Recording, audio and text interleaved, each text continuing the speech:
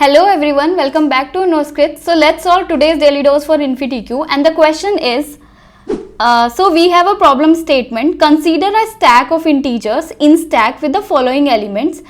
In input stack हमें given है, top to bottom content given है, तो that means जो 2 है वो top पे पड़ा है, then 5, 10, 16 and 5. What will be the content of out queue front to rear if the above in stack is passed as a parameter to the below method? Okay. So I would suggest please pause the video, try to solve the question by yourself and see what is the option you are getting, right? So let me create a stack.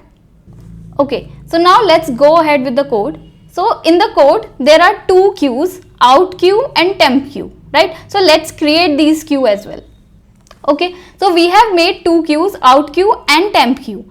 Now let's go ahead with the code. So in the code there is a while loop which says that instack.peak is not equals to null. तो हमें ये तब तक चलाना है जब तक आपका इनपुट स्टैक एम्प्टी नहीं हो जाता. और हम क्या कर रहे हैं इसके अंदर, हम एक एलिमेंट को पॉप कर रहे हैं, उसको कंपेयर करा रहे हैं, और अगर वो वैल्यू 5 के इक्वल है तो उसको आउट क्यू में ऐड करा रहे हैं, अगर वो 5 के इक्वल नहीं है तो उसको टेम्परेरी क्यू में ऐड करा रहे हैं. तो पहला वाइल लूप बहुत सिंपल है. अगर हमारा वैल्यू जो हमने पॉप कराया वो 5 के इक्वल है तो हमने क्या किया, उसको आउट क्यू में ऐड करा दिया. अगर वो 5 के इक्वल नहीं है तो टेम्प क्यू में ऐड करा लिया. तो पहले ये वाले ऑपरेशंस परफॉर्म कर लेते हैं, देन विल मूव अहेड. 2 5 के इक्वल नहीं है तो हम इसको टेम्प में ऐड करा लेंगे. 5 इक्वल है तो हमने आगे आउट क्यू में ऐड करा लिया. 10 इक्वल नहीं है तो टेम्परेरी क्यू में. 16 भी इक्वल नहीं है 5 के तो टेम्परेरी क्यू में. नाउ 5 इज इक्वल टू 5 तो आउट क्यू में. तो ये हमारा पहला वाइल लूप के ऑपरेशंस खत्म हो गए. नाउ सेकंड वाइल लूप में क्या गिवन है वो देख लेते हैं. तो हमारे पास एक टेम्परेरी वेरिएबल गिवन है जो कि 1 से इनिशियलाइज है. अब ये क्या कहता है कि जब तक आपकी टेम्परेरी क्यू पे जब आप लास्ट एलिमेंट एक्सेस करने का ट्राई करेंगे और आपको नल मिलेगा, दैट मीन्स टेम्परेरी क्यू जब तक आपकी नल एम्प्टी नहीं हो जाती तब तक आपको कुछ परफॉर्म करना है, राइट? तो टेम्परेरी क्यू में आप क्या कर रहे हो, एक एलिमेंट पॉप करा रहे हो और उसको मल्टीप्लाई कर रहे हो टेम्प में और उसको आउट क्यू में ऐड करा दे रहे हो. तो लेट्स डू दैट.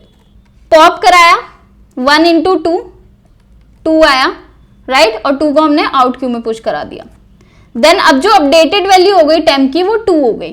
दोबारा से पॉप कराया 2 को, मल्टीप्लाई कराया 10 में और कितना हो गया 20 को पुश करा दिया.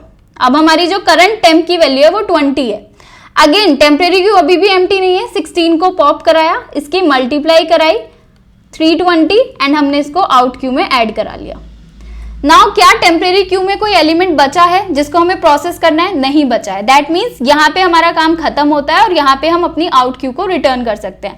नाउ हमारे पास आउट क्यू का कंटेंट है. नाउ लेट्स सी कि क्या हमारा आउटपुट होने वाला है.